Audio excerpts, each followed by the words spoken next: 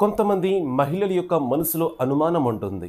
Makeup ధరించి నమాజ్ చేస్తే ఆ నమాజ్ అవుతుందా లేదా తిరస్కరించబడుతుందా? అయితే తెలుసుకోండి. ఉదాహరణ కోసం మీరు నమాజ్ కోసం వజూ చేశారు. వజూ చేసిన తర్వాత మీ భర్త గారు మీతో చెప్పారు వివాహానికి వెళ్ళాలి, త్వరగా రెడీ అవ్వు. మీరు మేకప్ వేసుకున్నారు, ఆ తర్వాత రెడీ అయిపోయారు.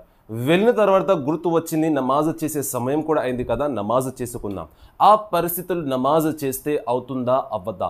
అయితే సోదరిమణులారా వినండి, మేకప్ ధరించి కూడా నమాజ్ చేసుకోవచ్చు, కానీ కొన్ని షరతులు ఉన్నాయి.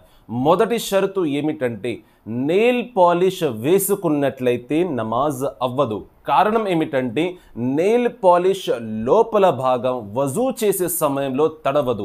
ఆ నెయిల్ పాలిష్ దాన్ని ఆపుతుంది, దానిని రిఫ్లెక్ట్ చేసేస్తుంది, వాటర్ తడవదు.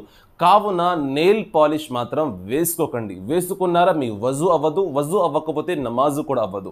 రెండో షరతు ఏమిటంటే మీరు యూజ్ చేసే ప్రొడక్ట్స్ ఏదైతే ఉన్నాయో అవి మొత్తం హరాం అయ్యి ఉండకూడదు.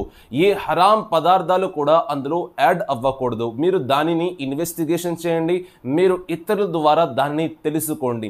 ఒకవేళ అందులో హరాం పదార్థాలు కలిసినట్లయితే మీ నమాజ్ అవ్వదు. ఒకవేళ ఆ ప్రొడక్ట్లో హరాం పదార్థాలు కలిసినట్లయితే సేమ్ ప్రొడక్ట్ వేరే కంపెనీది కొనండి, అందులో హరాం పదార్థాలు వారు కలపరు బహుశా. మీరు యూజ్ చేసే ముందు దాని యొక్క ఇన్వెస్టిగేట్ మీరు చేయండి, ఆ తర్వాత మీరు ఉపయోగించుకోవచ్చు. సోదరులారా సోదరిమణులారా, ఒక మహిళ మేకప్ ధరించి కూడా నమాజ్ చేసుకోవచ్చు. అల్లాహ్ ఆ నమాజ్ను స్వీకరిస్తాడు. వారి యొక్క హక్కు, వారు అందంగా రెడీ అవ్వడం వారి భర్తల కోసం.